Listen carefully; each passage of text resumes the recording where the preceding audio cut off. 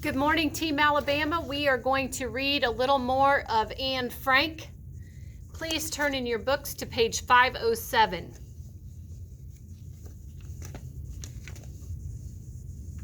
So Anne, turning on the light. Well, here we are.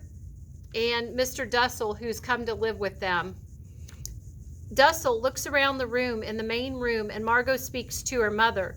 Margot, the news sounds pretty bad, doesn't it? It's so different from what Mr. Kraler tells us. Mr. Kraler says things are improving. Mr. Van Dan, I like it better the way that Mr. Kraler tells it. They resume their occupations quietly, and Peter goes off into his room. In Anne's room, Anne turns to Dussel. You're going to share the room with me? I'm a man who's always lived alone. I haven't had to adjust myself to others. I hope you'll bear with me until I learn. Anne, let me help you. She takes his briefcase. Do you always live alone? Have you no family at all? Dussel, no one. He opens his medicine case and spreads his bottles on the dressing table. How dreadful. You must be terribly lonely.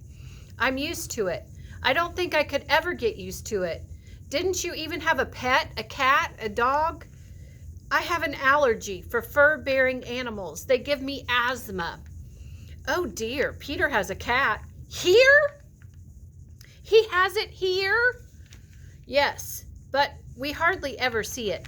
He keeps it in his room all the time. I'm sure it will be all right. Dussel, let us hope so. He takes some pills to fortify himself. Okay, fortify might be a word that you want to add to your vocab, to strengthen yourself. Fortify or strengthen. That's Margot's bed where you're going to sleep. I sleep on the sofa there, indicating the clothes hooks on the walls. We cleared these off for your things. She goes over to the window.